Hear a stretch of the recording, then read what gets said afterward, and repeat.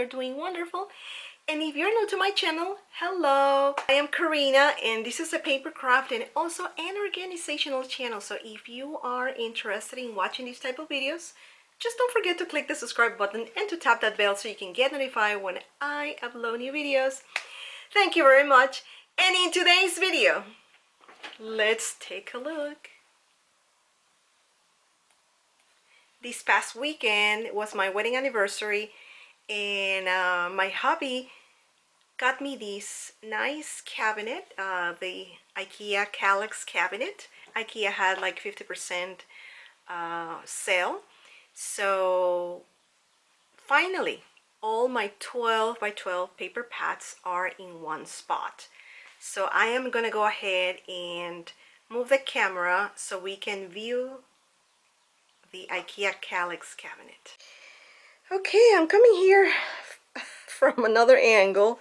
So I'm gonna show you how I am storing my 12 by 12 paper pads and also loose pages, as well as some of my mixed media and some miscellaneous items.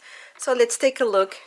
On the top, I have this tray that I got at Home Goods a couple of months ago, and here I have another cabinet where all my punches are, but at this time these are the current punches that I'm using, so I have them handy here. And I have here my Sidekick, which I don't have a space on my other area where I keep all my die cutting machines, so this is just so small, so I have it here. And of course I have here my $5 off Michael Bucks coupons that will expire on Saturday, July 27th, so I have plenty of time to use them. In this container called Things, I got this at Home Goods too. This is where I put my camera and my tripod. And in this little box I have some of handmade and store-bought embellishments. So let's take a look and go down. I hope I'm not making everybody dizzy. So the first compartment, this is where most of my mixed media is. As you can see, I have some over here, and I have a video on what I store. If you want to see a tour of this bookcase, just I will leave the link of the video down below. So over here is an extension of the mixed media.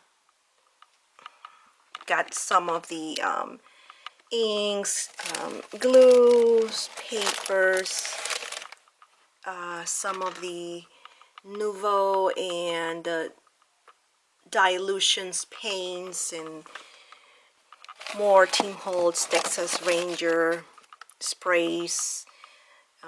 And yeah, this is what I have in this first cabinet. Then down the bottom, more mixed media, and I'm planning to put another door here, so I have to probably get one because I don't like how it looks. It's just too bare, and currently I don't have a place to put my this is some of the fabrics that I got at Joann's Fabric last month, and I've been crafting with them, and I just love them. So I got this envelope, or they call it portfolio holders, from the Container Store. And over here are more mixed media. I'm going to zoom in. I have all kinds of things there, like pearls, my inks, alcohol inks, and more distress paint in this container. All my mixed media stuff, you know, Gesso, UT, liquid text, and all kinds of stuff. And over here I have these plastic folders with some of the digital paper that I have printed out. This other plastic kind of like container has some of my summer scraps. Over here I don't have label it. This is most of Maggie Holmes / crepe paper / Studio Calico, and this one is labeled, and it's all the cardstock that I have, like all the rainbow colors. And in this compartment I have these plastic kind of holders for my 12 by 12 loose papers. And as you can see, I only label one. This is basic gray. This is all my paper from basic gray. I just love this company. It's not in business for paper but more for fabric. And on these other containers I have everything semi-color coded, like for spring and then fall, and then some specialty papers that I haven't labeled them because I probably have to resort it things, and you know me, I keep changing things all the time. So this other compartment, I'm storing all the doilies. Finally, doilies, they have the place.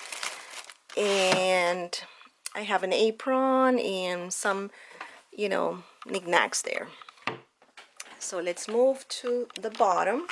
So in the bottom I have 12 by 12 paper pads. I haven't labeled them. These are kind of like vintagey paper pads that I bought, I would say 9 years ago. And on this one, I bought this container at Pat Catan's, and I call it specialty because it has specialty paper.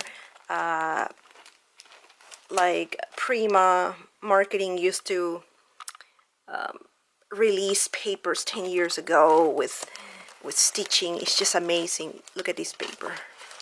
I know I don't want to look at it. Has lace and all the stitching, and it's amazing how all those trends from 10 years ago, they're coming back again. And more specialty paper. And here is a section, Maggie Holmes, and some of the crate paper lines like Chimel, Dear Lizzie, and some of the summer pads from Recollections.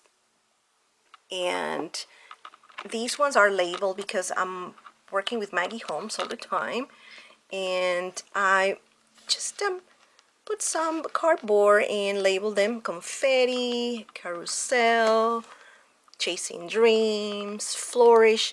Includes also the project paper pads for Flourish.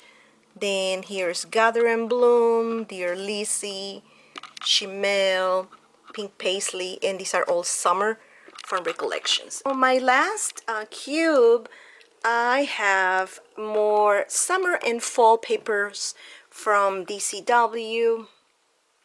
And here I have kits. These are scrapbook kits that I had bought a couple of moons ago at my local scrapbook store, Scrapbook Superstation.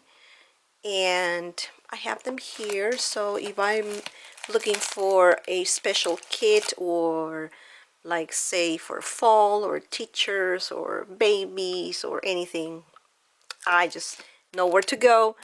I haven't labeled everything because I don't have that many. So yeah, so this is it. This is the IKEA Kallax cabinet. And if you enjoy this video, just don't forget to give the thumbs up, share this video with any of your friends and family, and if you haven't done so and would like to be subscribed, just don't forget to click the subscribe button and tap that bell so you can get notified when I upload new videos. Thanks again for watching, my crafty friends, and see you on my next video. Bye.